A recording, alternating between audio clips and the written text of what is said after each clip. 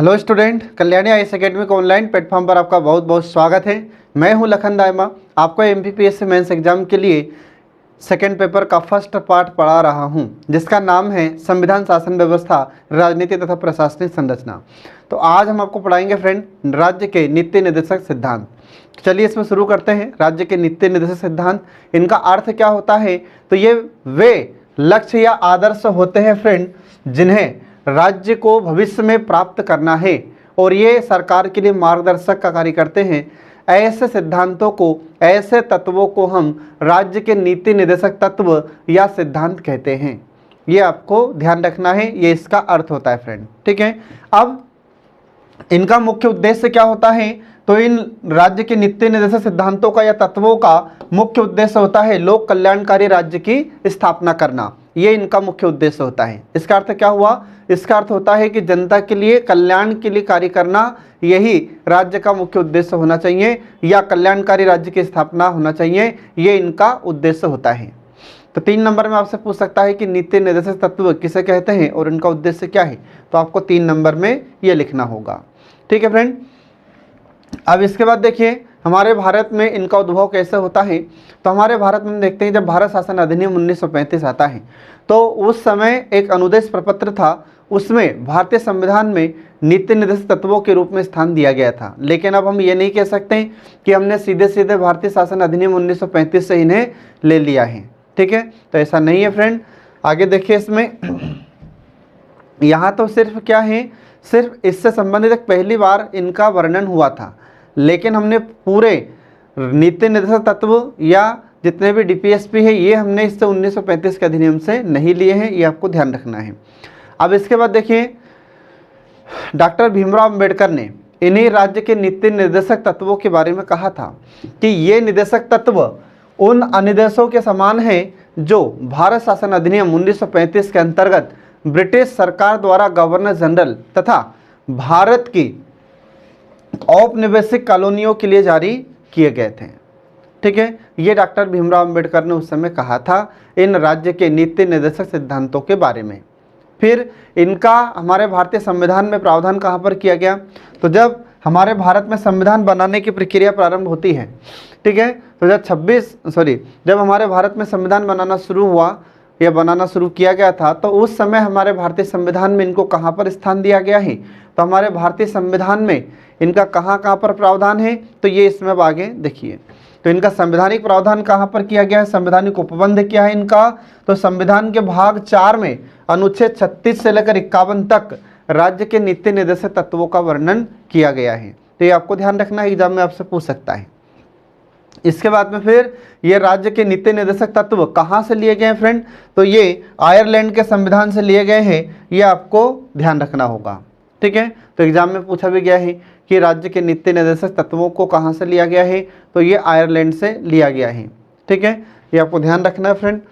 इसके बाद फिर देखिए इसमें आगे कि संविधान सभा के सलाहकार थे BN राव। ठीक है, तो इनके द्वारा सलाह दी गई थी कि हमारे भारत में 2 प्रकार के अधिकार होते हैं, मतलब जो अधिकार हैं उनको 2 वर्गों में बांटा गया है। तो कैसे अधिकार? तो एक तो मूल अधिकार थे और दूसरे राज्य के नीति निर्देशक सिद्धांत थे। तो कुछ ऐसे अधिकार थे जो उसी समय देना आवश्यक था, उन्हें मौलिक अधिकार की श्रेणी में शामिल कर लिया गया, और कुछ ऐसे अधिकार थे जिनके बिना जनता का काम चल सकता है परंतु भविष्य में उन्हें देना अवश्य है या उन्हें देना आवश्यक है। तो ऐसे सिद्धांत जिनके बिना कुछ समय जनता का कार्य चल सकता है, ऐसे कार्यों को नीति निर्देशक सिद्धांतों में शामिल कर लिया गया है। लेकिन इसका मतलब ये नहीं है कि जनता को ये अधिकार नहीं देना है। तो ऐसे अधिकार देना तो आवश्यक है परंतु कुछ समय जनता का कार्य चल सकता है उनके बिना। ऐसे अधिकारों को राज्य के नीति निर्देशक सिद्धांतों में शामिल किया गया था। तो ऐसे ही जो हमारे संविधान सभा के सलाहकार थे BN राव, इन्होंने इन अधिकारों को 2 वर्गों में बांटा था। तो पहला अधिकार कौन सा था? तो पहले अधिकार ये वे अधिकार थे जो न्यायालय द्वारा प्रवर्तित कराए जा सकते हैं, मतलब न्यायालय द्वारा लागू करवाए जा सकते हैं।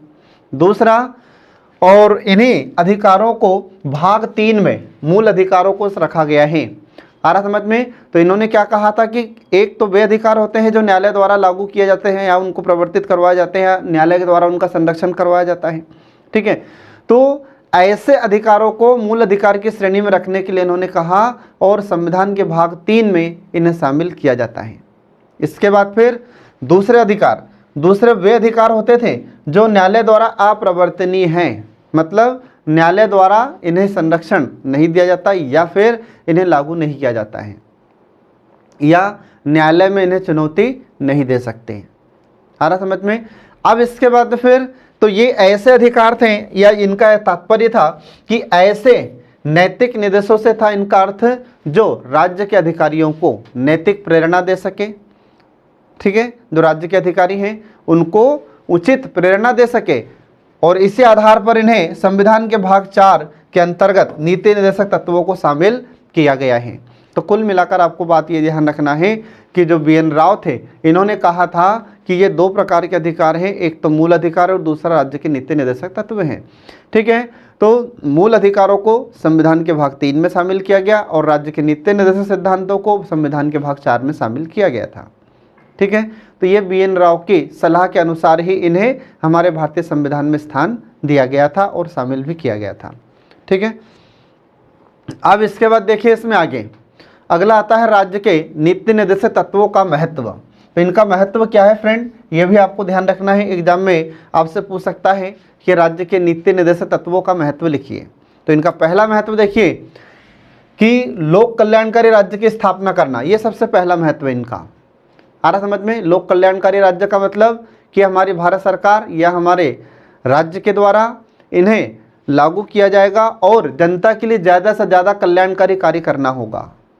आ रहा समझ में। इसे कहा जाता है लोक कल्याणकारी राज्य। इसी के आधार पर हम देखते हैं कि हमारे भारत में जितने भी कल्याणकारी योजनाएं चलाई जाती है सरकार के द्वारा, तो इन्हीं का अनुसरण करते हुए इन योजनाओं को लागू किया जाता है, ठीक है। इसके बाद में योजनाओं का निर्माण, ये योजनाओं को बनाना, ठीक है, ये भी हमारे DPSP का अनुसरण करते ही योजनाएं तैयार होती है, कल्याणकारी योजनाएं, और उनका फिर क्रियान्वयन किया जाता है, ठीक है। अब इसके बाद फिर जब भी न्यायपालिका के सम्मुख कोई संवैधानिक कठिनाई उत्पन्न होती है तो हमारी न्यायपालिका संविधान की प्रस्तावना और राज्य के नीति निर्देशक तत्वों को ध्यान में रखकर ही समझने का प्रयास करती है।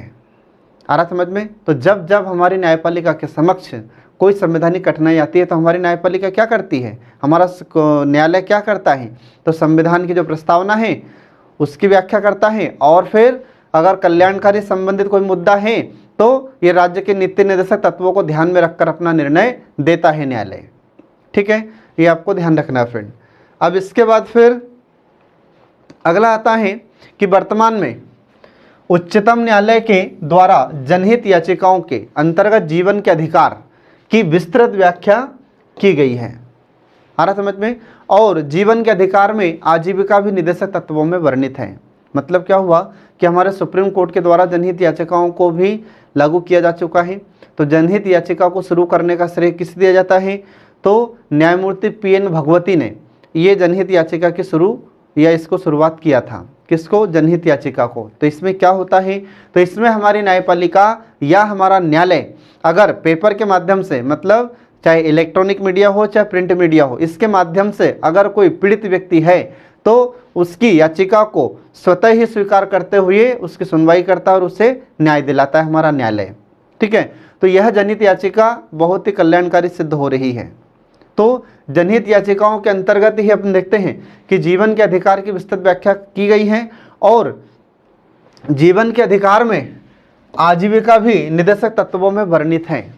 आ रहा समझ में। आजीविका मतलब होता है जीवन जीने का आधार, उसे कहते हैं आजीविका, ठीक है। तो ये सब किस में वर्णित है, तो ये सब नीति निर्देशक तत्वों में भी वर्णित है।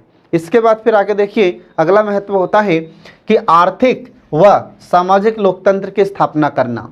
अब इसका अर्थ क्या हुआ फ्रेंड, इसका अर्थ होता है कि हमारे भारत में सभी लोगों के पास इतना पैसा हो कि अच्छा जीवन जी सके, अच्छा खाना खा सके, अच्छे हॉस्पिटल में इलाज करा सके बीमार होने पर, तो और अपने बच्चों को अच्छे स्कूल में पढ़ा सके। इतना पैसा हर व्यक्ति के पास होना चाहिए। ये हमारे राज्य के नीति निर्देशक तत्वों का उद्देश्य होता है और हमारे संविधान निर्माताओं ने भी यही सपना देखा था कि हमारे भारत में जो पिछड़ा वर्ग है, ठीक है, जो कमजोर वर्ग है आर्थिक रूप से, इसे इतना सशक्त बनाया जाए कि यह अपनी समस्त आवश्यकताओं की पूर्ति स्वयं ही कर ले, ठीक है। इसके बाद फिर दूसरा है सामाजिक लोकतंत्र। तो सामाजिक लोकतंत्र का मतलब होता है कि किसी भी व्यक्ति के साथ किसी भी व्यक्ति के द्वारा और न ही हमारे राज्य के द्वारा कोई भेदभाव नहीं किया जाएगा। आ रहा समझ में? तो हमारे राज्य के द्वारा, हमारे भारत में जितने भी लोग हैं, इनके द्वारा किसी भी व्यक्ति के साथ कोई व्यवहार, कौन सा व्यवहार? तो छुआछूत का व्यवहार नहीं किया जाएगा। पहले हमारे भारत में समस्याएं थी, ठीक है। तो सामाजिक लोकतंत्र में कोई भी व्यक्ति किसी के साथ बैठ सकता है, खाना खा सकता है, इसके बाद विवाह कर सकता है। यह होता है सामाजिक लोकतंत्र, ठीक है। इसी पर आधारित हमारे भारत में जगजीवन राम, जो संविधान सभा में भी सदस्य रहे थे, तो उन्होंने एक स्टेटमेंट दिया था कि हमारे भारत में समाजवाद कब आएगा। तो उन्होंने कहा था कि यदि हमारे भारत में कोई भी व्यक्ति किसी के साथ भी रोटी खा सके, कोई भी व्यक्ति अपनी बेटी का विवाह किसी के साथ भी कर सके, अर्थात जब भारत में रोटी और बेटी का व्यवहार समान होने लगे तब समझना कि भारत में समाजवाद आ चुका है। ये जब बाबू जगजीवन राम ने कहा था, ये उनका स्टेटमेंट है, मेरा नहीं है, ठीक है।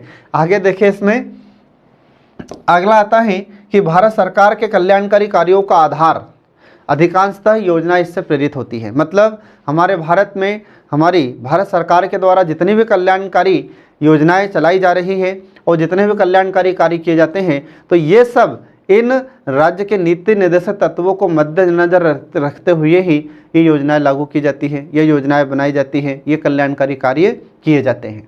ये आपको ध्यान रखना है। इसके बाद फिर इसमें संविधान का दर्शन निहित होता है। मतलब जो हमारे कल्याणकारी नीति निर्देशक सिद्धांत होते हैं, इनमें संविधान के विचार रहते हैं या इनके विचार पाए जाते हैं, ठीक है। क्योंकि हम देखते हैं कि सरकार अपने हिसाब से कोई भी ऐसा कार्य नहीं कर सकती जिससे हमारा जनता का नुकसान हो, जनता का अहित हो, ठीक है। तो हमारी सरकार भी सब संविधान सम्मत ही कार्य करती है, ठीक है। इसके बाद देखिए फ्रेंड, इसमें आगे अगला आता है कि राज्य के नीति निर्देशक तत्वों के संबंध में कुछ विद्वानों के विचार हैं, ठीक है। तो किस किस विद्वान ने क्या कहा था, यह आपको ध्यान रखना है। तो इसमें देखिए, पहला विचार डॉक्टर भीमराव अंबेडकर का। तो डॉक्टर भीमराव अंबेडकर ने राज्य के नीति निर्देशक सिद्धांतों के बारे में क्या कहा था? तो इन्होंने कहा था कि राज्य के नीति निर्देशक तत्वों का बहुत बड़ा मूल्य है। ये भारतीय राज्य व्यवस्था के लक्ष्य आर्थिक लोकतंत्र को निर्धारित करते हैं, जैसा कि राजनीतिक लोकतंत्र में प्रकट होता है। आ रहा समझ में? तो इन्होंने कहा कि हमारे भारत में संविधान में जो राज्य के नीति निर्देशक सिद्धांतों का वर्णन किया गया है, इनका बहुत बड़ा मूल्य है। तो बहुत बड़ा मूल्य क्या है? तो उन्होंने कहा कि भारतीय राज्य व्यवस्था के लक्ष्य आर्थिक लोकतंत्र को निर्धारित करते हैं, जैसा कि राजनीतिक लोकतंत्र में प्रकट होता है। तो हमारी राज्य व्यवस्था में किसका वर्णन? राजनीतिक लोकतंत्र का। इसके साथ साथ आर्थिक लोकतंत्र का भी वर्णन किया जाता है। आ रहा समझ में? इसके बाद फिर इन्होंने कहा कि इन तत्वों को विशेषता वाला बताया। इन्होंने, डॉक्टर भीमराव अंबेडकर ने इन राज्य के नीति निर्देशक तत्वों को क्या बताया है? तो विशेषता वाला बताया है। और मूल अधिकारों के साथ निर्देशक तत्व संविधान की आत्मा एवं दर्शन है। इन्होंने कहा है कि हमारे संविधान की मूल आत्मा, मूल अधिकार तो है ही, इसके साथ साथ हमारे नीति निर्देशक सिद्धांत भी हैं। ये इन्होंने कहा था डॉक्टर भीमराव अंबेडकर ने। तो आपसे 3 नंबर में क्वेश्चन पूछा जा सकता है कि राज्य के नीति निर्देशक तत्वों के संबंध में डॉक्टर भीमराव अंबेडकर के विचार क्या थे। तो ये विचार आपको लिखना होगा, ठीक है फ्रेंड, ये आपको ध्यान रखना है। तो एग्जाम में आपसे क्वेश्चन कैसे भी पूछा जा सकता है, आपको हर तरफ से तैयार रहना है। इसके बाद फिर अगले आते हैं विद्वान B.N. राव। तो B.N. राव ने कहा था कि राज्य के नीति निर्देशक तत्वों का राज्य प्राधिकारियों के लिए शैक्षिक महत्व है। मतलब कि ये जो नीति निर्देशक सिद्धांत होते हैं, राज्य के नीति निर्देशक तत्व होते हैं, ये सभी अधिकारियों के लिए शिक्षा का कार्य करते हैं। अर्थात कि अगर कोई भी कार्य करना है तो हमें पहले नीति निर्देशक तत्वों का अध्ययन करना चाहिए, इनके बारे में हमें जानकारी होना चाहिए, फिर हमें कोई भी कार्य करना चाहिए। तो हमारी सरकार के लिए भी सलाहकार का कार्य करते हैं नीति निर्देशक सिद्धांत, और हमारे जो अधिकारी वर्ग होते हैं उनके लिए भी यह सलाहकार के रूप में कार्य करते हैं, क्योंकि इनसे कल्याणकारी सलाह प्राप्त होती है। किससे? नीति निर्देशक सिद्धांतों से। इसके बाद फिर अगला आता है ग्रेनविल ऑस्टिन। तो ग्रेनविल ऑस्टिन ने कहा निर्देशक तत्वों के बारे में। तो इन्होंने राज्य के नीति निर्देशक तत्वों के बारे में कहा कि सामाजिक क्रांति के उद्देश्यों की प्राप्ति के माध्यम है। मतलब समाज में क्रांति, मतलब समाज में परिवर्तन अगर आ सकता है तो यह राज्य के नीति निर्देशक सिद्धांतों से ही आ सकता है, राज्य के नीति निर्देशक तत्वों से ही यह क्रांति, यह परिवर्तन आ सकता है, ये इन्होंने कहा था। इसके बाद एक और स्टेटमेंट इनका है जो आपको ध्यान रखना है कि नीति निर्देशक तत्व और अधिकार, मतलब मौलिक अधिकार, संविधान की मूल आत्मा है। ये ग्रेनविल ऑस्टिन ने भी कहा था। आ रहा समझ में? इन्होंने कहा ग्रेनविल ऑस्टिन ने कि संविधान में जो मौलिक अधिकार होते हैं और राज्य के नीति निर्देशक तत्व होते हैं, ये क्या है? संविधान की मूल आत्मा है। ठीक है फ्रेंड, ये आपको ध्यान रखना है। इसके बाद फिर आगे देखिए इसमें इनकी प्रकृति क्या होती है। तो जो राज्य के नीति निर्देशक तत्व हैं, इनकी प्रकृति किस प्रकार की है, तो ये देखिए फ्रेंड, इसमें पहला पॉइंट इसका कि न्यायालयों के लिए उपयोगी प्रकाश स्तंभ होते हैं। आ रहा समझ में? मतलब समय समय पर ये न्यायालयों को व्याख्या करने में सहायता भी प्रदान करते हैं। अगर कोई कल्याणकारी मुद्दा है तो उस मुद्दे से संबंधित सुझाव ये नीति निर्देशक सिद्धांत हमारे न्यायालय को देते हैं। इसके बाद फिर दूसरा पॉइंट है कि सामाजिक क्रांति के लक्ष्यों पर केंद्रित है। मतलब समाज में अगर क्रांति लाना है, समाज में परिवर्तन लाना है, समाज में सुधार तेजी से करना है, तो ये हमारे नीति निर्देशक सिद्धांत, राज्य के नीति निर्देशक तत्व इसमें महत्वपूर्ण भूमिका निभाते हैं। इसके बाद फिर अगला आता है कि राज्य इन्हें लागू करने के लिए बाध्य नहीं है। आ रहा समझ में? राज्य की इच्छा, मतलब हमारी सरकार की इच्छा है इन्हें लागू करे या ना करे, और इसके खिलाफ आप न्यायालय भी नहीं जा सकते। ठीक है, तो न्यायालय इसमें लागू करने में महत्वपूर्ण भूमिका अदा भी नहीं कर सकता, इनकी प्रकृति ऐसी है। लेकिन मौलिक अधिकार का मुद्दा होगा तो न्यायालय उसे अवश्य लागू करने के लिए आदेश देगा। उनका संरक्षण करने का दायित्व हमारे न्यायालय को दिया गया है मूल अधिकार का। लेकिन इन राज्य के नीति निर्देशक सिद्धांतों के संबंध में ऐसा कोई अधिकार हमारे न्यायालय के पास भी नहीं है। आ रहा समझ में? और इसमें लिखा गया है कि जब जब हमारे पास, हमारे संविधान निर्माताओं ने कहा था कि जब जब हमारे पास जैसे जैसे पैसा आता जाएगा या जैसे जैसे हमारी आर्थिक व्यवस्था सुधरती जाएगी या हमारी अर्थव्यवस्था में सुधार होगा, वैसे वैसे हम सारे अधिकार हमारे भारतीय जनता को देते जाएंगे। ठीक है, ये उस समय संविधान निर्माताओं ने कहा था। तो राज्य इन्हें लागू करने के लिए बाध्यकारी नहीं है। इसके बाद फिर अगला आ जाता है, ये देश के प्रशासन में महत्वपूर्ण भूमिका निभाते हैं। मतलब ये हमारे देश के प्रशासन के लिए बहुत महत्वपूर्ण है और ये कानून बनाने में या विधि बनाने में इन तत्वों का प्रयोग करने के लिए राज्य का कर्तव्य होगा। जब राज्य कोई विधि बनाएगा, कोई भी कल्याणकारी कानून बनाता है, ठीक है, तो यह हमारे राज्य के नीति निर्देशक तत्वों का अनुसरण अवश्य करेगा। इसके बाद ही कोई भी कानून बनाया जा सकता है। इसके बाद फिर अगला, ये फेबियनवाद का प्रतीक है। अब यह फेबियनवाद क्या है फ्रेंड? तो फेबियनवाद का मतलब होता है कि ब्रिटेन में एक समाजवादी विचारधारा होती है जिसको फेबियनवाद कहा जाता है। आ रहा समझ में? तो वहाँ पर जो समाजवादी विचारधारा है फेबियनवाद, जिसको ब्रिटेन में कहते हैं, और वही समाजवादी विचारधारा हमारे भारत में भी अपनाई गई है जिसको हम फेबियनवाद के नाम से भी जानते हैं। तो याद रखना, एग्जाम में आपसे 3 नंबर में पूछ सकता है कि फेबियनवाद क्या है। तो ब्रिटेन में एक समाजवादी विचारधारा है जिसे फेबियनवाद के नाम से जानते हैं। ठीक है, तो हमारे भारत में भी जो राज्य के नीति निर्देशक तत्व हैं, इनकी प्रकृति कैसी है? तो ये भी फेबियनवादी होते हैं, मतलब समाजवादी विचारधारा इसमें सम्मिलित है। ठीक है फ्रेंड, तो ये आपको ध्यान रखना है। अब इसके बाद देखिए कि हमारे भारत में जो राज्य के नीति निर्देशक तत्व होते हैं, इनका वर्णन कहाँ पर है और इनमें कौन कौन सा अनुच्छेदों में कौन कौन सा वर्णन किया गया है। ठीक है, तो ये अब इसमें हम शुरू करते हैं। तो देखिए इसमें जो राज्य के नीति निर्देशक तत्व होते हैं, इनका वर्णन हमारे भारतीय संविधान के अनुच्छेद 36 से लेकर 51 तक इनका प्रावधान किया गया है। अब अनुच्छेद 36 में क्या लिखा है, तो यह आपको ध्यान रखना होगा। तो अनुच्छेद 36 में लिखा है कि राज्य के नीति निर्देशक तत्वों के संदर्भ में राज्य की परिभाषा दी गई है, ये आपको ध्यान रखना है। इसके बाद फिर अनुच्छेद 37 में क्या लिखा है, तो इसमें लिखा है कि नीति निर्देशक तत्व न्यायालय द्वारा प्रवर्तनीय न होते हुए भी शासन में महत्वपूर्ण इन्हें माना गया है। इसके बाद में विधि बनाने या कानून बनाने में इन सिद्धांतों को लागू करने का कर्तव्य राज्य का होगा। अर्थ में मतलब राज्य कानून बनाकर इन्हें समय समय पर लागू करेगा। ये तो इसमें राज्य का कर्तव्य बताया गया है संविधान के अनुच्छेद 37 में। ठीक है।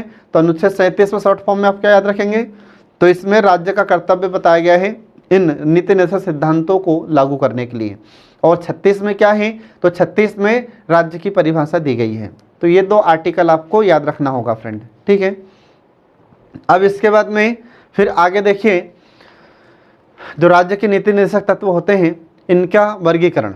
तो इनका वर्गीकरण देखिए इसमें, तो ध्यान रखना फ्रेंड कि जो राज्य के नीति निर्देशक तत्व होते हैं इनका वर्गीकरण मुख्य रूप से 3 आधार पर ही किया जाता है, ठीक है। तो 3 आधार इसके कौन कौन से होते हैं, तो राज्यों के नीति निर्देशक तत्वों का वर्गीकरण 3 आधार पर होता है, जिसमें पहला प्रकार हो जाता है समाजवादी, दूसरा हो जाता है गांधीवादी और तीसरा हो जाता है उदारवादी। तो इन 3 आधारों पर इसका वर्गीकरण किया जाता है फ्रेंड, ये आपको ध्यान रखना है, ठीक है। अब इसके बाद देखिए इसमें पहला समाजवादी विचारधारा या समाजवादी वर्गीकरण इसका, ठीक है। तो जो राज्य के नीति निर्देशक सिद्धांत होते हैं इनका 3 आधारों पर वर्गीकरण होगा। तो पहला है समाजवादी, ठीक है, दूसरा है गांधीवादी, तीसरा है उदारवादी। तो इसमें सबसे पहले शुरू कर रहे हैं हम समाजवादी सिद्धांत को। तो समाजवादी सिद्धांत के अंतर्गत कौन कौन से अनुच्छेद आते हैं ये इसके बारे में हम आपको बताएंगे, ठीक है।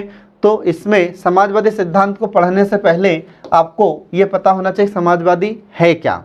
तो जो समाजवादी सिद्धांत है यह समाजवाद से मिलकर बना है, ठीक है।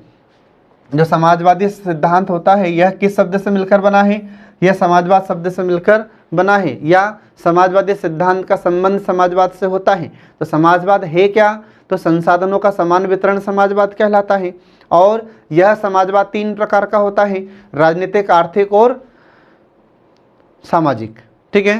तो 3 प्रकार के समाजवाद होते हैं, ये आपको हमेशा ध्यान रखना है। तो एग्जाम में भी आपसे पूछ सकता है कि समाजवाद के प्रकार कितने हैं, तो आर्थिक, सामाजिक और राजनीतिक, ये 3 प्रकार इसके होते हैं, ठीक है। आर्थिक समाजवाद में सभी लोगों को आर्थिक रूप से सक्षम बनाए जाने का हमारा सरकार का लक्ष्य है। और इसके बाद राजनीतिक समाजवाद में तो सभी लोगों को समान अधिकार प्राप्त है, एक व्यक्ति एक वोट देने का और चुनाव लड़ने का अधिकार सबको प्राप्त है। इसके बाद में सामाजिक समाजवाद में यह प्रावधान है कि हमारे भारत में कोई भी व्यक्ति किसी के साथ छुआछूत का व्यवहार बिल्कुल नहीं करेगा और नहीं हमारा राज्य ऐसे प्रकार का कोई व्यवहार करेगा। तो सभी लोगों को समान रूप से संसाधनों का वितरण करना है, यही समाजवाद कहलाता है, ठीक है। इसके बाद फिर इसी के तहत सामाजिक और आर्थिक न्याय प्रदान करना हमारी सरकार का लक्ष्य है, ठीक है। इसके बाद फिर लोक कल्याणकारी राज्य की स्थापना का मार्ग ये प्रशस्त करते हैं हमारे समाजवादी सिद्धांत, आ रहा समझ में। इसके बाद फिर ये समाजवादी सिद्धांत हमारे राज्य को या हमारी सरकार को यह निर्देश देते हैं कि, तो क्या निर्देश देते हैं, तो कुछ अनुच्छेद जिनमें ये समाजवादी सिद्धांतों का प्रावधान किया गया है। तो पहले देखिए इसमें अनुच्छेद 38 का खंड 1। तो अनुच्छेद 38 के खंड 1 में क्या लिखा है, तो इसमें लिखा है कि राज्य लोक कल्याण की अभिवृद्धि के लिए सामाजिक, आर्थिक और राजनीतिक न्याय द्वारा सामाजिक व्यवस्था बनाएगा। आ रहा समझ में, मतलब हमारे भारत में हमारा राज्य लोक कल्याण को बढ़ावा देने के लिए, लोक कल्याण की अभिवृद्धि के लिए ऐसी व्यवस्था करेगा जिससे लोगों को सामाजिक, आर्थिक और राजनीतिक न्याय मिलेगा। अब सामाजिक न्याय क्या है फ्रेंड, तो मैं आपको पहले कई बार बता चुका हूँ कि सामाजिक न्याय का अर्थ होता है कि समाज में किसी भी व्यक्ति के साथ कोई भी व्यक्ति छुआछूत का व्यवहार बिल्कुल नहीं करेगा, सबको समान व्यवहार से सम्मानित किया जाएगा। आ रहा समझ में। इसके बाद फिर आर्थिक समाजवाद क्या होता है, तो हर व्यक्ति के पास इतना पैसा हो, हर व्यक्ति तो आर्थिक रूप से इतना सक्षम हो कि वह अपनी मूलभूत आवश्यकताओं की पूर्ति स्वयं कर सके। इसके बाद फिर तीसरा होता है राजनीतिक न्याय। राजनीतिक न्याय का अर्थ क्या है, राजनीतिक न्याय का अर्थ होता है कि प्रत्येक व्यक्ति को, मतलब भारत में सभी नागरिकों को एक व्यक्ति एक वोट देने का अधिकार होगा और वह अपनी इच्छा से चुनाव लड़ सकता है। जरूरी नहीं कि किसी पार्टी से चुनाव लड़े, वह स्वयं खुद निर्दलीय भी चुनाव लड़ सकता है। तो यह होता है राजनीतिक न्याय। तो इस प्रकार से हम देखते हैं कि ऐसे न्याय की बात हमारे राज्य के नीति निर्देशक सिद्धांत करते हैं और इसका वर्णन संविधान के अनुच्छेद 38 के खंड 1 में किया गया है, ये आपको ध्यान रखना है। इसके बाद फिर आगे देखिए दूसरा अनुच्छेद 38 का खंड 2, इसमें लिखा है कि आय, प्रतिष्ठा, सुविधाओं और अवसरों की समानता को समाप्त करना। आ रहा समझ में, मतलब क्या हुआ कि हमारे भारत में अनुच्छेद 38 के खंड 2 के अंतर्गत हमारे भारत में आय को लेकर, प्रतिष्ठा को लेकर, सुविधाओं को लेकर और अवसरों को लेकर जो असमानता है। आ रहा समझ में? क्योंकि क्या हमारे भारत में सभी लोग करोड़पति हैं? नहीं। तो ये आय के आधार पर असमानता हो गई। दूसरा, प्रतिष्ठा के आधार पर असमानता कैसे? तो हर व्यक्ति की अलग अलग इज्जत होती है, जिसके पास ज़्यादा पैसा उसको ज़्यादा सम्मान मिलता है, जिसके पास पैसा नहीं उसको सम्मान नहीं मिलता है। तो इस प्रकार की असमानताओं को समाप्त करना है। इसके बाद फिर सुविधाओं के आधार पर, तो बहुत सारे लोग हमारे भारत में ऐसे हैं जिनके पास आज भी जो मूलभूत आवश्यकताएं होती हैं उनकी पूर्ति करने के लिए संसाधन उपलब्ध नहीं है, उनके पास सुविधाएं नहीं हैं। तो जो सुविधाओं के आधार पर असमानता व्याप्त है हमारे भारत में, इस असमानता को दूर करना है। फिर इसके बाद में अवसरों की असमानता। तो हमारे भारत में बहुत सारे लोग हैं जिनको अवसर प्राप्त हैं, किसी को अवसर प्राप्त नहीं है। तो ऐसे जो अवसरों की असमानता है इसे भी दूर करना है, इसे भी समाप्त करना है। यह लिखा है अनुच्छेद 38 के खंड 2 में, ये आपको ध्यान रखना है। इसके बाद देखिए फिर अगला है अनुच्छेद 39, अनुच्छेद 39 का खंड क। इसमें लिखा है कि सभी नागरिकों को जीविका के पर्याप्त साधन प्राप्त करने का अधिकार होगा। मतलब क्या हुआ कि हमारे भारत में सभी नागरिकों को, सभी व्यक्तियों को अधिकार होगा कि अपने जीविका के साधन प्राप्त कर सके। जीविका का मतलब होता है कि जिससे उसका जीवन चल सके, उसका जीवन गुजारा हो सके, उसके परिवार को सभी प्रकार की सुविधाएं प्राप्त हो। ठीक है। इसके बाद फिर दूसरा 39 का खंड ख। इसमें लिखा है कि सामूहिक हित के लिए समुदाय के भौतिक संसाधनों का समान वितरण करना। तो हमारे भारत में सामूहिक हित मतलब सभी लोगों का कल्याण, इसके लिए समुदाय के जो भौतिक संसाधन होते हैं उनका समान वितरण करना है। आ रहा समझ में? अब भौतिक संसाधन में क्या है? तो भोजन, वस्त्र, आवास, इसके अलावा और भी कई प्रकार के संसाधन हैं, इन सब का समान वितरण करना है। आ रहा समझ में फ्रेंड? इसके बाद फिर अगला आ जाता है अनुच्छेद 39 का खंड ग। इसमें लिखा है कि धन और उत्पादन के साधनों का विकेंद्रीकरण करना। आ रहा समझ में? मतलब हमारे भारत में धन सभी लोगों के पास होना चाहिए। ठीक है। हमारे भारत में पहले क्या था? तो पहले भारत में कई लोगों के पास इतनी सारी ज़मीन थी कि उनको नहीं पता कि हमारे पास कितनी एकड़ ज़मीन है, कितने हेक्टेयर ज़मीन है। और कुछ लोग ऐसे भी थे जिनके पास 1 एकड़ ज़मीन भी नहीं थी। आ रहा समझ में? इसीलिए हमारे भारत में चकबंदी और हदबंदी एक कार्यक्रम शुरू किया गया था। ठीक है। तो ये इन्हीं नीति निर्देशक सिद्धांतों का अनुसरण करते हुए ही वह प्रोग्राम चलाया गया था। हालांकि फिर बाद में उसको सरकार ने रद्द कर दिया था, बाद में बंद कर दिया था उसको। क्यों? क्योंकि उसका विरोध होने लगा था। तो इस प्रकार से हमारे भारत में हम देखते हैं कि धन और उत्पादन के जो साधन होते हैं इन सब का विकेंद्रीकरण करना है ताकि सभी लोग आर्थिक रूप से सक्षम बन सके। इसके बाद फिर अगला आता है पुरुषों और स्त्रियों को समान कार्य के लिए समान वेतन देना। हमारे भारत में पहले ऐसा सिस्टम था अंग्रेजों के शासनकाल में कि जैसे कोई कार्य पुरुष करता है तो पुरुष को वेतन अधिक दिया जाएगा महिलाओं की तुलना में। ठीक है। तो जो कार्य पुरुष करता अगर वही कार्य महिला करती थी तो उसमें वेतन में असमानता होती थी। तो यह असमानता को दूर करने के लिए हमारे भारत में ये राज्य के नीति निर्देशक सिद्धांतों में प्रावधान किए गए हैं। ये आपको ध्यान रखना है फ्रेंड। ठीक है। अब इसके बाद फिर देखिए, तो आज भी हम देखते हैं हमारे भारत में अब वर्तमान में ऐसी कोई समस्या नहीं है। अब ग्रामीण क्षेत्र में हो वो बात अलग होती है कि जैसे मजदूरी करने पुरुष जा रहा है, महिला जा रही है, तो पुरुष को ज़्यादा पैसा दे रहे हैं और महिलाओं को कम पैसे दे रहे हैं। तो ये अनैतिक तरीका है। ठीक है। लेकिन हमारे सरकारी क्षेत्र में, गवर्नमेंट सेक्टर में किसी भी पद के लिए ऐसा भेदभाव नहीं किया जाता। उदाहरण के लिए अगर आप लोगों का सिलेक्शन होता है, ठीक है, डिप्टी कलेक्टर के पद पर, अगर डिप्टी कलेक्टर के पद पर किसी पुरुष का चयन हुआ है और उसी पद पर अगर महिला का चयन भी होगा, अब पुरुष और महिला दोनों है डिप्टी कलेक्टर, तो क्या हमारे भारत में महिला को पुरुष डिप्टी कलेक्टर की तुलना में कम पैसा दिया जाता है महिला को? नहीं। अब महिला और पुरुष दोनों ही डिप्टी कलेक्टर को समान वेतन दिया जाता है। ठीक है। तो ये इसमें प्रावधान किया गया है, ये आपको ध्यान रखना है। इसके बाद फिर अगला आता है कर्मकारों के स्वास्थ्य और शक्ति तथा बालकों को बलात्श्रम से संरक्षण प्रदान करना। आ रहा समझ में? तो हम देखते हैं जैसे कर्मकारों को सुरक्षा प्रदान करना मतलब जो काम करने वाले लोग हैं, उसके बाद फिर उनका स्वास्थ्य ठीक रहेगा तो तभी तो कार्य करेगा। अगर स्वास्थ्य ही ठीक नहीं है तो कैसे कार्य करेगा? ठीक है। तो उन्हें सुरक्षा प्रदान करना है। इसके बाद में जो बालक होते हैं तो बालकों से ज़बरदस्ती कार्य करवाया जाता है कई क्षेत्र में आपने देखा होगा, जैसे जो फैक्ट्रियाँ होती थी, उद्योग होते थे, इसके बाद में और भी जैसे होटल हैं, इसके अलावा और भी कई क्षेत्र ऐसे होते हैं जहाँ पर बालकों से ज़बरदस्ती कार्य करवाया जाता था। तो ऐसे बालक जो बालाश्रम से ग्रस्त हैं उन्हें मुक्त कराना है, उन्हें संरक्षण प्रदान करना है, ये हमारे राज्य के नीति निर्देशक सिद्धांतों का उद्देश्य भी है।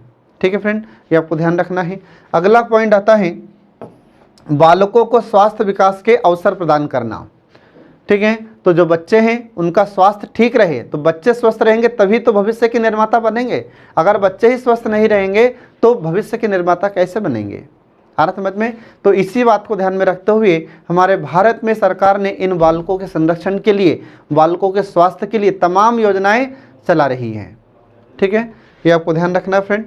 इसके बाद फिर अनुच्छेद 39 का खंड क, तो ध्यान रखना ये अलग है। ठीक है, ये खंड अलग है, किसका? 39 का भाग। अब इसके बाद देखिए है 39 का ही भाग, लेकिन ये इससे अलग होता है जो हमने आपको पिछले पार्ट इसके बताए थे। ठीक है, तो यहाँ पर जो 39 का खंड का है, इसमें समान न्याय एवं गरीबों को निःशुल्क विधिक सहायता का प्रावधान किया गया है। इसका अर्थ क्या हो जाता है? तो इसका अर्थ होता है कि सभी लोगों के साथ समान या सभी लोगों को समान न्याय प्रदान किया जाएगा, किसी के साथ किसी प्रकार का कोई भेदभाव नहीं होगा। और जो गरीब वर्ग हैं, इन गरीब वर्ग को विधिक सहायता प्रदान की जाएगी निःशुल्क। आ रहा समझ में? इसका मतलब क्या हुआ? तो निःशुल्क विधिक सहायता, अब जैसे मान लीजिए कोई गरीब व्यक्ति है, वह अपना किसी प्राइवेट वकील के माध्यम से केस नहीं लड़ सकता, तो फिर क्या होगा? तो इनके लिए हमारी भारत सरकार की ओर से, हमारी राज्य सरकारों की ओर से एक सरकारी वकील की व्यवस्था की जाती है, और यह सरकारी वकील इन गरीब लोगों का केस लड़ता है। ठीक है, तो ये ऐसे इन्हें विधिक सहायता प्रदान की जाती है निःशुल्क, इसका कोई चार्ज नहीं होता। इसके बाद फिर अगला आता है अनुच्छेद 41। तो अनुच्छेद 41 में काम पाने का अधिकार के बारे में प्रावधान किया गया है। इसी के चलते हम देखते हैं कि हमारे भारत में जो मनरेगा चल रहा है, तो मनरेगा को इसी के तहत शुरू किया गया है। पहले जब शुरू किया गया था तब उसका नाम था नरेगा, फिर उसके बाद में उसका नाम परिवर्तित करके मनरेगा किया गया है। इसके बाद फिर शिक्षा पाने का अधिकार ये भी दिया गया है। इसके बाद फिर बेकारी मतलब जो बेरोजगारी होती है, उसके बाद बुढ़ापा, बीमारी और निःशक्तता की दशाओं में लोक सहायता पाने का अधिकार होगा, और यह संरक्षण हमारा राज्य प्रदान करेगा। आ रहा समझ में? इसमें आपको ध्यान रखना है। इसके बाद फिर अगला आता है अनुच्छेद 42। तो अनुच्छेद 42 है काम की न्याय संगत और मानवोचित दशाओं तथा प्रसूति सहायता का उपबंध किया जाएगा। इसका मतलब क्या हुआ?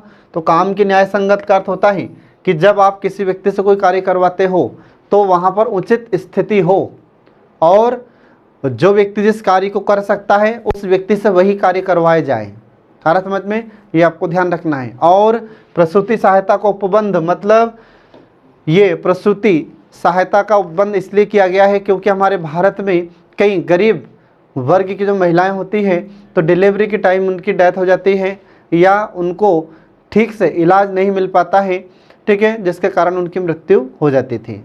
जच्चा और बच्चा दोनों को जान को खतरा होता था, तो इसे सुरक्षित रखने के लिए, जच्चा और बच्चा दोनों सुरक्षित रहे, इसलिए हमारे संविधान निर्माताओं ने ये संविधान में प्रावधान किया था। ठीक है, और इसी अनुच्छेद के चलते आज हमारे भारत में हम देखते हैं कि जननी एक्सप्रेस योजना चलाई जा रही है। ठीक है, इसके बाद देखिए फिर आगे अगला, तो अगला है अनुच्छेद 43 आर्टिकल 43। इसमें लिखा हुआ है कि सभी कर्मकारों के लिए निर्वाह मजदूरी। निर्वाह मजदूरी का मतलब क्या है? तो जितने भी व्यक्ति कार्य करने वाले हैं या जिस व्यक्ति से हम कार्य करवा रहे हैं उसे उसकी मजदूरी अवश्य दी जाए। इसके बाद फिर शिष्ट जीवन स्तर मतलब अच्छा जीवन स्तर और सामाजिक और सांस्कृतिक अवसर इन्हें प्रदान किया जाएगा। इसके बाद फिर अगला आता है अनुच्छेद 43 का खंड क। इसमें लिखा है कि उद्योगों के प्रबंध में कर्मकारों के भाग लेने के लिए कदम उठाना। मतलब जो उद्योगिक क्षेत्र होता है, तो औद्योगिक क्षेत्र के प्रबंध में, उसके मैनेजमेंट में कर्मकारों के लिए भी अवसर अवश्य प्रदान किया जाए या उन्हें भी अवसर मिलना चाहिए। आ रहा समझ में? तो कर्मकारों का विभाग हो औद्योगिक क्षेत्र में, इसके लिए संविधान के अनुच्छेद 43 के खंड क में ऐसा प्रावधान किया गया है। इसके बाद फिर अगला आता है अनुच्छेद 47। तो अनुच्छेद 47 है कि पोषाहार स्तर, जीवन स्तर को ऊंचा उठाना तथा लोक स्वास्थ्य में सुधार करना, यह हमारे सरकार का कर्तव्य होगा, राज्य का कर्तव्य होगा। इसका अर्थ क्या हुआ फ्रेंड? इसका अर्थ होता है पोषाहार स्तर, मतलब कि हमारे भारत में पहले बच्चे बहुत ज़्यादा कुपोषित होते थे, ठीक है। तो कुपोषण को दूर करने के लिए, यह पोषाहार स्तर को बढ़ावा देने के लिए हमारी सरकार ने आंगनबाड़ी कार्यक्रम शुरू किया है। क्योंकि जो गरीब वर्ग के बच्चे होते हैं वे कुपोषित होते थे, उनको बराबर मात्रा में पोषक आहार प्राप्त नहीं होता था, ठीक है। तो सभी बच्चों को पोषण मिले, सभी बच्चों को पोषाहार मिले, इसलिए आंगनबाड़ी कार्यक्रम शुरू किया गया है। तो ये इसी अनुच्छेद के चलते, इसी अनुच्छेद का अनुसरण करते हुए हमारी भारत सरकार ने यह योजना शुरू की है। इसके बाद फिर जीवन स्तर को ऊंचा उठाना, तो जो भी गरीब वर्ग हैं उनका जीवन स्तर को ऊंचा उठाना है ताकि वे भी अपना जीवन अच्छे तरीके से जी सके, सम्मानपूर्वक जीवन जी सके। इसके बाद में लोक स्वास्थ्य का सुधार करना, मतलब लोगों को स्वास्थ्य सुविधाएं प्रदान करना। इसी के माध्यम से हम देखते हैं कि हमारी सरकार ने बहुत सारी योजनाएं चलाई स्वास्थ्य को ठीक रखने के लिए। जैसे बच्चों के लिए इंद्रधनुष कार्यक्रम सरकार चला रही है, जिसमें मुफ्त टीकाकरण की व्यवस्था है।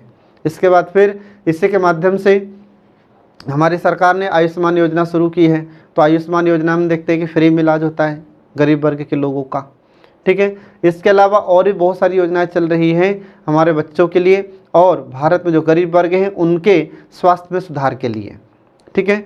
तो ये सब इन्हीं नीति निर्देशक तत्वों का ही अनुसरण करते हुए ये कल्याणकारी योजनाएं चलाई जाती हैं, ठीक है फ्रेंड, ये आपको ध्यान रखना है। अब इसके बाद देखिए गांधीवादी सिद्धांत। तो गांधीवादी सिद्धांत इन्हें क्यों कहते हैं? तो इसमें देखिए ये सिद्धांत गांधी जी की विचारधारा पर आधारित हैं, इसलिए इन्हें गांधीवादी सिद्धांत के नाम से जानते हैं। अब इसके बाद ये राष्ट्रीय आंदोलन के दौरान गांधी जी द्वारा स्थापित किए गए थे। इन योजनाओं को शुरू करने की बात उन्होंने की थी और इन्हीं विचारों को वर्तमान में नीति निर्देशक तत्वों में शामिल किया गया है, इसलिए इन्हें गांधीवादी सिद्धांत के नाम से भी जानते हैं। तो हमारे भारतीय संविधान निर्माताओं ने गांधी जी के सपनों को साकार करने के लिए ही इन्हें संविधान में शामिल किया है, संविधान के भाग 4 में, ठीक है। अब ये जो गांधीवादी सिद्धांत होते हैं ये राज्य से अपेक्षा करते हैं। क्या अपेक्षा करते हैं राज्य से? ये देखिए इसमें तो पहला पॉइंट आता है इसमें अनुच्छेद 40। तो अनुच्छेद 40 क्या है फ्रेंड? तो इसमें आपको ध्यान रखना है कि ग्राम पंचायतों के गठन का प्रावधान इस अनुच्छेद 40 में किया गया था, ठीक है, किया गया है।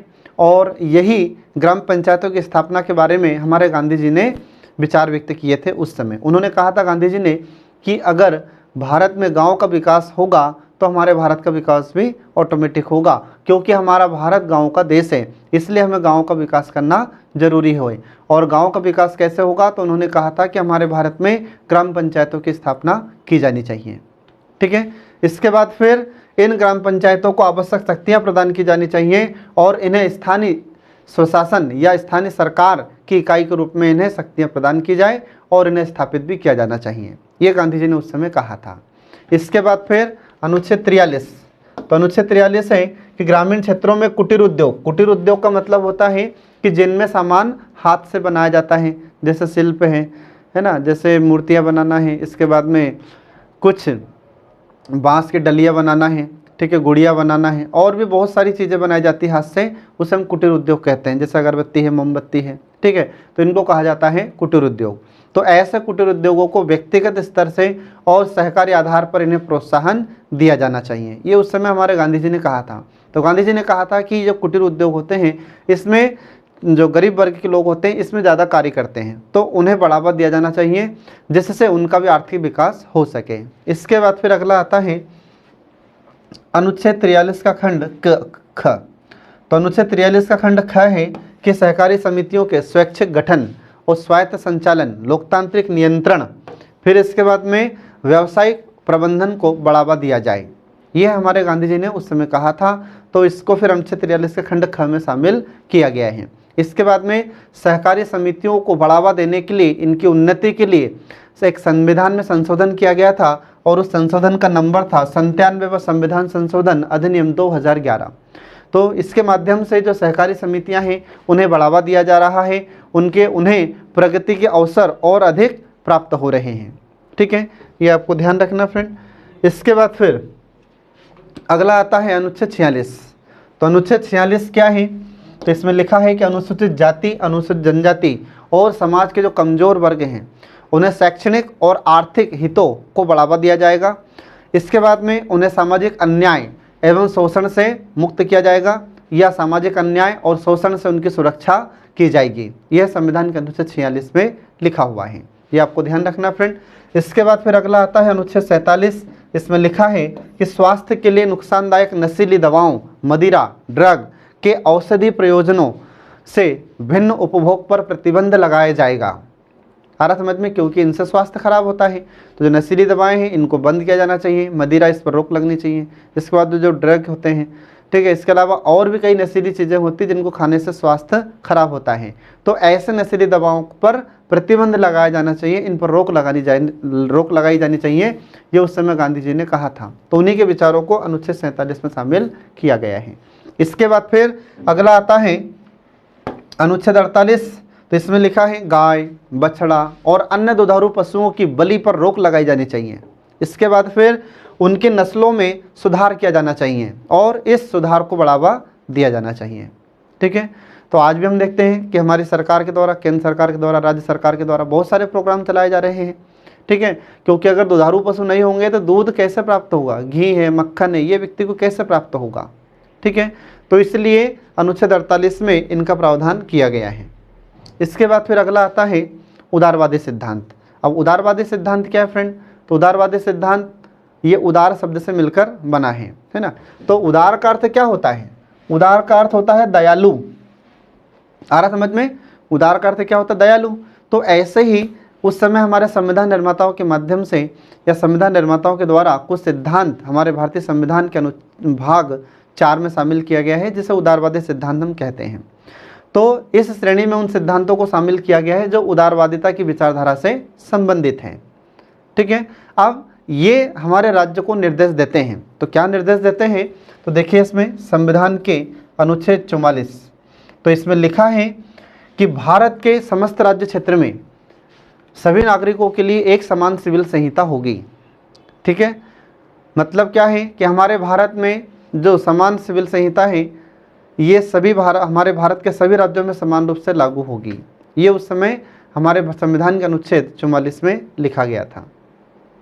इसको इंग्लिश में कोड ऑफ कंडक्ट कहा जाता है। ठीक है फ्रेंड, इसके बाद फिर अगला आता है अनुच्छेद 45। तो इसमें लिखा है कि सभी बालकों को 14 वर्ष की आयु पूरी करने तक उन्हें निःशुल्क और अनिवार्य शिक्षा प्रदान की जाएगी।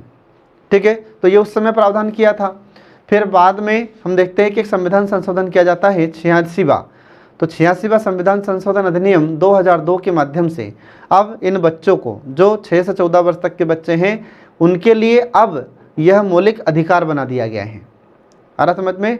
अब यह नीति निर्देशक तत्व नहीं बचा, अब ये क्या हो गया है? मौलिक अधिकार बन चुका है बच्चों का, शिक्षा का अधिकार। और जो माता पिता या अभिभावक हैं उनके लिए कर्तव्य बना दिया गया है।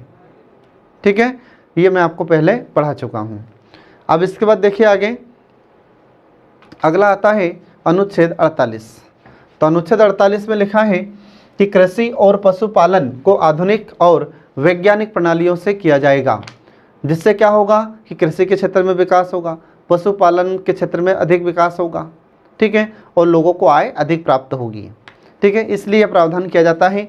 अगला है अनुच्छेद 48 का खंड क। इसमें लिखा है कि पर्यावरण का संरक्षण किया जाएगा, उसका संवर्धन किया जाएगा, वन एवं वन्य जीवों की रक्षा की जाएगी।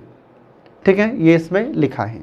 इसी के चलते आज हम देखते हैं कि हमारी भारत सरकार पर्यावरण के संरक्षण के लिए तमाम योजनाएं चला रही है और लोगों को भी जागरूक किया जा रहा है। ठीक है, इसके बाद फिर अगला आता है अनुच्छेद 49 या अनुच्छेद 49। इसमें लिखा है कि राष्ट्रीय महत्व वाले कलात्मक या ऐतिहासिक अभिरुचि वाले जितने भी स्मारक हैं, स्थान हैं, वस्तु हैं, इन सभी का संरक्षण किया जाएगा। आ रहा समझ में? तो हमारे भारत में राष्ट्रीय महत्व के बहुत सारे स्मारक हैं, इसके बाद में कुछ ऐतिहासिक है, कुछ कलात्मक हैं, जितने भी स्मारक है, स्थान है, वस्तु है, इन सभी का संरक्षण किया जाएगा। यह निर्देश हमारे राज्य को दिया गया है। ठीक है, इसके बाद फिर अगला आ जाता है, तो आगे देखिए इसमें, ठीक है, तो अगला देखिए इसमें अनुच्छेद 50। तो अनुच्छेद 50 में लिखा है कि राज्य की लोक सेवाओं में न्यायपालिका और कार्यपालिका का पृथक्करण। इसका मतलब क्या होता है कि कार्यपालिका अपना कार्य करे, न्यायपालिका अपना काम करे, दोनों एक दूसरे कार्य में हस्तक्षेप न करे, इसलिए अनुच्छेद 50 में इनका प्रावधान किया गया है। तो आज भी हम देखते हैं कि न्यायपालिका उसका कार्य करती है, कार्यपालिका उसका कार्य करती है। आ रहा समझ में? तो इनकी अलग अलग व्यवस्था इस अनुच्छेद में की गई है। इसके बाद फिर अगला आता है अनुच्छेद 51। इसमें लिखा है कि अंतर्राष्ट्रीय शांति और सुरक्षा की अभिवृद्धि की जाएगी। मतलब अंतर्राष्ट्रीय स्तर पर शांति व्यवस्था बनाए रखने में हम योगदान देंगे और सुरक्षा में भी हमारा योगदान होगा। इसके बाद फिर राष्ट्रों के बीच न्यायपूर्ण और सम्मानपूर्ण संबंधों को बनाए रखा जाएगा। तो हम देखते हैं कि न्यायपूर्ण संबंध आज भी स्थापित होते हैं, इसके बाद सम्मानपूर्ण संबंधों को आज भी स्थापित किया जा रहा है। फिर इसके बाद में अंतर्राष्ट्रीय विधि, इसका सम्मान किया जाएगा, इसे लागू किया जाएगा। तो अंतर्राष्ट्रीय विधि मतलब पूरे विश्व के स्तर पर जो कानून बनाया जाता है, अब ये कौन बनाता है? तो हमारा संयुक्त राष्ट्र संघ इसके लिए कार्य करता है। ठीक है, तो संयुक्त राष्ट्र संघ की फिर बहुत सारी कुछ संस्थाएं होती है जो पूरे विश्व के स्तर पर कार्य करती हैं, तो इनका हमें सम्मान करना है। इसके बाद फिर जो संधियां होती हैं, तो संधियों के तहत हमें आदर को बढ़ावा देना है। ठीक है, इसके बाद फिर जो अंतर्राष्ट्रीय विवाद होते हैं, तो अंतर्राष्ट्रीय विवादों को मध्यस्थ के द्वारा निपटाने के लिए भी हमें प्रोत्साहन देना है, हमें बढ़ावा देना है। ठीक है फ्रेंड, ये आपको ध्यान रखना है। तो इस प्रकार से यहाँ पर राज्य के नीति निर्देशक सिद्धांत या तत्व अभी समाप्त नहीं हुए, इनका आधा भाग अभी पूरा हुआ है। ठीक है, इसके बाद में इसका जो बचा हुआ पार्ट है ये हम आपको नेक्स्ट क्लास में पूरा कराएंगे। तब तक के लिए देखते रहिए हमारे कल्याणी IAS एकेडमी के सभी वीडियोस जो आपको मुख्य परीक्षा में सफलता दिलाने में महत्वपूर्ण भूमिका निभाते हैं। Thanks for watching.